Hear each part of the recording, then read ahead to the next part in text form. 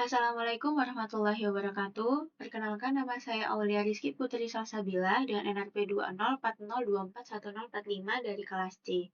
Di sini saya akan menjelaskan mengenai simulasi dari penugasan percobaan elektropneumatik nomor 2, yaitu mengenai pemindahan barang. Untuk cara kerja dari sistem pemindahan barang, pertama-tama ketika tombol start ditekan, maka akan mengaktifkan konveyor. Konveyor di sini dibuat dengan K1. Dan ketika sensor tersentuh, maka akan mengaktifkan D1, yang akan membuat aktuator 1 atau silinder A bergerak maju, dan ketika aktuator menyentuh sensor A2, maka akan membuat aktuator 1 mundur. Dan itu akan berulang sebanyak hitungan counter yang sudah ditentukan. Di sini untuk hitungan counternya saya menyeting sebanyak 3 kali. Nah, ketika hitungan counter sudah terpenuhi, maka akan mengaktifkan K3, yang kemudian mengaktifkan Y3 sehingga aktuator 2 atau silinder B bergerak maju.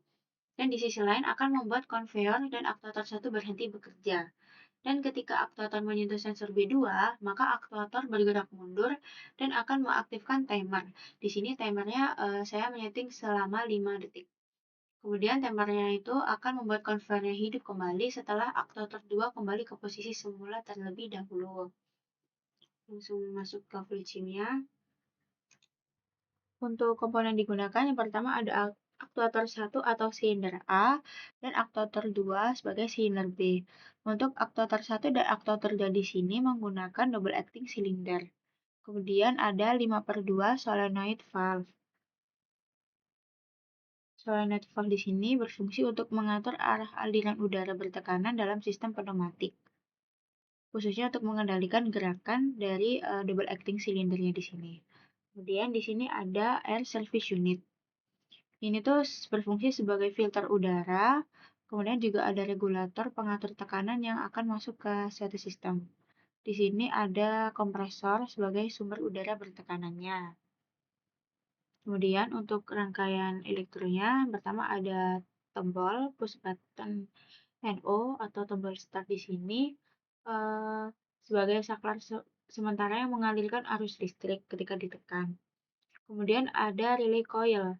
Di sini berfungsi sebagai pengendali elektromagnetik yang digunakan untuk memutus dan menghubungkan arus listrik secara otomatis dalam suatu rangkaian.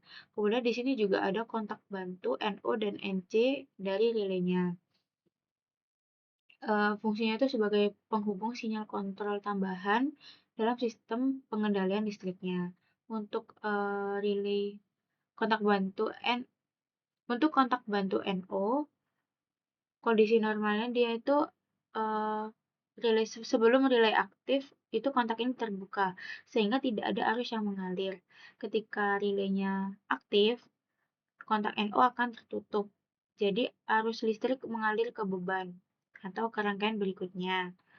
Kemudian untuk yang kontak bantu NC, ini kondisi normalnya ketika relay belum aktif itu kontaknya akan tertutup sehingga arus listrik itu dapat mengalir. Ketika koil relay aktif, nanti kontak NC akan terbuka dan memutuskan aliran arus. Kemudian di sini ada counter, berfungsi untuk menghitung jumlah siklus secara otomatis sesuai yang kita input. Di sini ada timer. Timer di sini itu berfungsi untuk mengatur waktu tunda atau delay dalam sistem.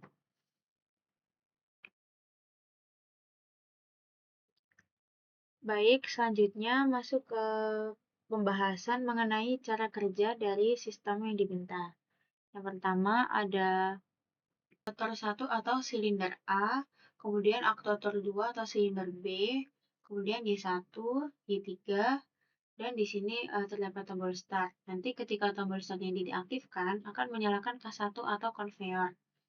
Kemudian nanti juga akan menyalakan sensor, yang selanjutnya akan memajukan aktuator 1 atau A2, sehingga nanti posisinya A plus A-, sebanyak hitungan counter yang diminta. Di sini saya memasukkan nilainya sebanyak 3, jadi nanti silinder A atau aktuator 1 akan maju mundur sebanyak 3 kali. Nanti ketika sudah terpenuhi, dia akan langsung lanjut ke memajukan silinder B.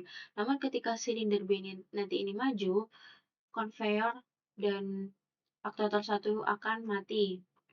Dan ketika silinder B atau aktuator 2 sudah maju dan mundur, ketika sudah mundur nanti akan menyalakan timer. Di sini saya menyeting timer selama 5 detik.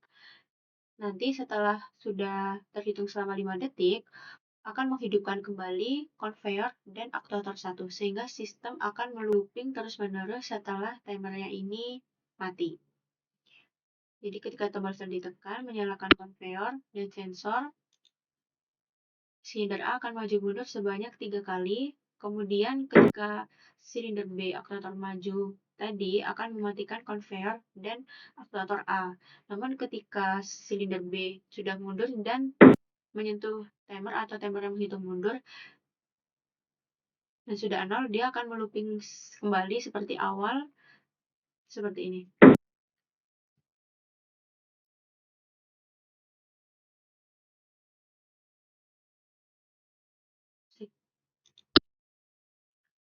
Baik, sekian dari saya. Terima kasih. Wassalamualaikum warahmatullahi wabarakatuh.